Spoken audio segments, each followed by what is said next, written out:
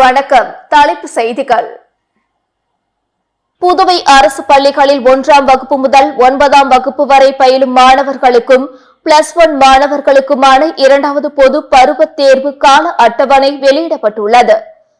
இது தொடர்பாக புதுவையில் உள்ள அனைத்து அரசு பள்ளிகளுக்கும் கல்வித்துறை இணை இயக்குநர் சிவகாமி அனுப்பிய சுற்றறிக்கையில், புதுவை, காரைக்கால், மாஹே, ஏனாம் ஆகிய பகுதிகளில் உள்ள அரசு பள்ளிகளில் 1ஆம் வகுப்பு முதல் 9ஆம் வகுப்பு வரை மற்றும் +1 மாணவர்களுக்கு 2024-2025 கல்வியாண்டுக்கான 2வது பொது பருவத் தேர்வுகள் கால அட்டவணைப்படி நடைபெறும்.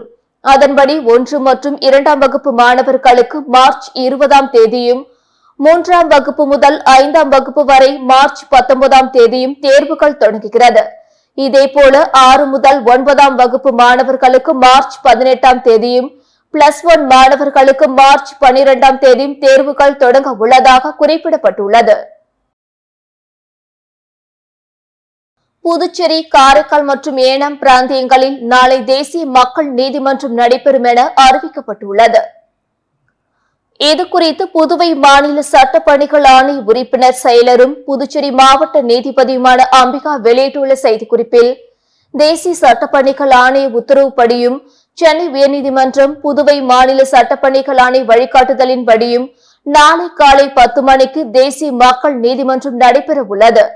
தேசிய மக்கள் நீதிமன்றமானது புதுச்சேரி ஒருங்கிணைந்த நீதிமன்ற வளாகம், காரைக்கால் மாவட்ட நீதிமன்ற வளாகம் மற்றும் ஏனாம் நீதிமன்ற வளாகத்தில் நடைபெற உள்ளன.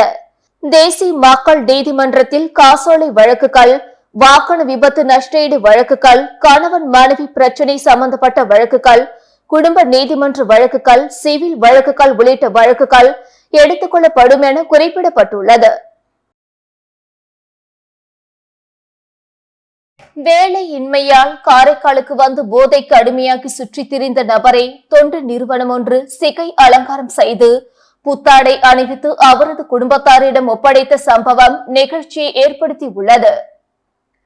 காரைக்காலில் குடும்பத்தினை பிரிந்து தன்னிலை மறந்து சுற்றித் திரியும் நபர்களை கண்டறிந்து அன்னை பவுண்டேஷன் என்ற தனியார் தொண்டு நிறுவனம் அவர்களுக்கு உணவு, உடை உள்ளிட்ட உதவிகளை அளித்து அவர்களின் சொந்த ஊருக்கு அனுப்பி வைத்து வருகின்றனர். அந்த வகையில் மதுரை மாவட்டத்தை சேர்ந்த அழகு கண்ணன் என்பவர் வேலையின்மை காரணமாக தன்னிலை மறந்து குடும்பத்தை பிரிந்து காரைக்காலில் சுற்றித் திரிந்து வந்துள்ளார்.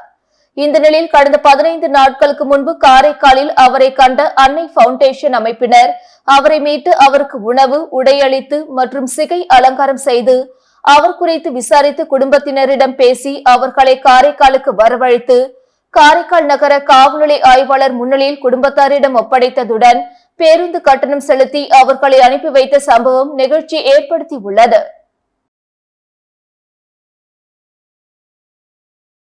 ஊசூடு சட்டமன்ற தொகுதிக்குட்பட்ட கோனேரிக்குப்பம் ரேஷன் கடையில் இலவச அரிசியை ஆதிதிராவிட நலத்துறை அமைச்சர் சாய்ஜி சரவணன்குமார் பொதுமக்களுக்கு வழங்கினார்.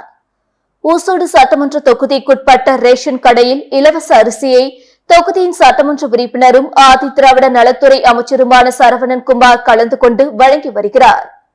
அதன் ஒரு பகுதியாக கோனேரிக்குப்பம் பகுதியில் சுமார் 50 ஆண்டுகளுக்கு மேலாக ரேஷன் கடை இல்லாததை கண்டு அமைச்சரிடம் கோனேரிக்குப்பம் பகுதி பொதுமக்கள் ரேஷன் கடை வேண்டும் என்று கோரிக்கை விடுத்தனர்.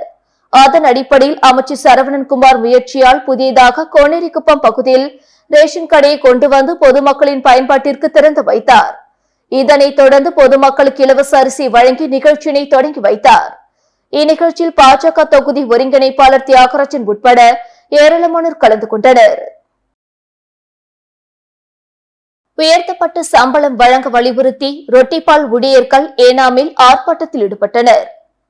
புதுச்சேரி பிராந்தியத்தில் அரசு பள்ளிகளில் பணியாற்றி வரும் ரொட்டிப்பால் ஊழியர்கள் 1000க்கும் மேற்பட்டோர் பணிபுரிந்து வருகின்றனர்.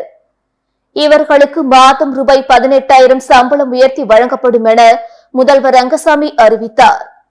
ஆனால் இதுவரை வழங்கவில்லை. உயர்த்தப்பட்ட சம்பளத்தை வழங்க வலியுறுத்தி புதுச்சேரியில் கல்வித்துறை முன்பு ஊழியர்கள் கடந்த 3 நாட்களாக தொடர் போராட்டத்தில் ஈடுபட்டு வருகின்றனர். இந்த நிலையில் புதுச்சேரி பிராந்தியமான ஏனாமில் உள்ள 45 ஊழியர்கள் கோரிக்கைகளை வலியுறுத்தி போராட்டத்தை துவங்கியுள்ளனர். அப்பொழுது கோரிக்கைகளை வலியுறுத்தி கண்டன கோஷங்கள் எழுப்பினர். போக்குவரத்து துறையில் இளநிலை பொறியாளர், துணை மோட்டார் வாகன ஆய்வாளர் பணியிடத்திற்கான தேர்வு வரும் 16ஆம் தேதி நடக்கிறது.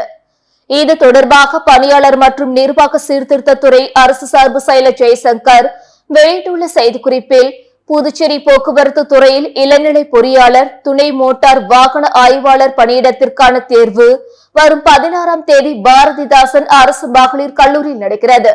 இத்தேர்வுக்கான அனுமதி சீட்டை தேர்வர்கள் இணையதளத்திலிருந்து நேற்று மாலை முதல் பதிவிறக்கம் செய்வதற்கான வசதிகள் செய்யப்பட்டுள்ளன என குறிப்பிடப்பட்டுள்ளது.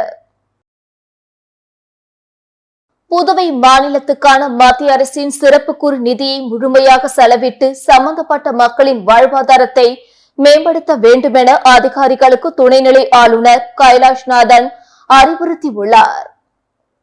புதுவை அரசின் ஆதிதிராவிடர் மற்றும் பழங்குடியின நலத்துறை திட்டங்கள் குறித்த ஆய்வுக் கூட்டம் துணைநிலை ஆளுநர் கைலாஷ்நாதன் தலைமையில் நடைபெற்றது.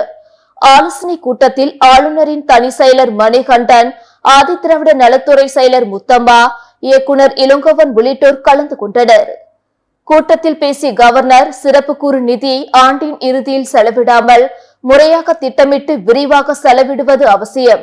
அதன்படி அந்த நிதியை முழுமையாக செலவிட வேண்டும். ஆதி திராவிடர் மற்றும் பழங்குடியின சமுதாயத்தினர் வளர்ச்சிக்காக மட்டுமே அந்த நிதி செலவிடப்படுகிறது என்பதை அதிகாரிகள் கண்காணித்து உறுதிப்படுத்துவது அவசியம் என்றார். புதுச்சேரியில் ஆன்லைனில் மோசடி கும்பலிடம் 4 பேர் 66,000 ரூபாய் இழந்தது குறித்து சைபர் கிரைம் போலீசார் விசாரணை நடத்தி வருகின்றனர். லாஸ்பேட்டை குறிஞ்சி நகரை சேர்ந்தவர் மோகன்ராஜ். இவரை மொபைல் போனில் தொடர்பு கொண்ட மர்ம நபர் ஆன்லைன் வர்த்தகத்தில் முதலீடு செய்து அதிக பணம் சம்பாதிக்கலாம் என ஆசை வார்த்தை கூறியுள்ளார். இதை நம்பிய மோகன்ராஜ் மர்ம நபர் தெரிவித்த வர்த்தகத்தில் 25,000 ரூபாய் செலுத்தி அவருக்கு அளிக்கப்பட்ட டாஸ்கை முடித்துள்ளார். பின் அதன் மூலம் வந்த லாப பணத்தை எடுக்க முயன்றபோது முடியவில்லை. அப்பொழுது அவர் மோசடி கும்பலிடம் பணத்தை இழந்தது தெரிய வந்தது. இதேபோல் திருக்கனூரை சேர்ந்த வினோத் 29,500 ரூபாய், சண்முகாபுரம் அண்ணா வீதியை சேர்ந்த ரமேஷ் 8,500 ரூபாய், மாகேவை சேர்ந்த ராக்கி 3,000 என மொத்தம் 4 பேர் 66,000 ரூபாய் மோசடி கும்பலிடம் இழந்துள்ளனர். புகாரின் பேரில் சைபர் கிரைம் போலீசார் வழக்கு பதிந்து விசாரித்து வருகின்றனர். இத்துடன் செய்திகள் நிறைவடைந்தன. வணக்கம்.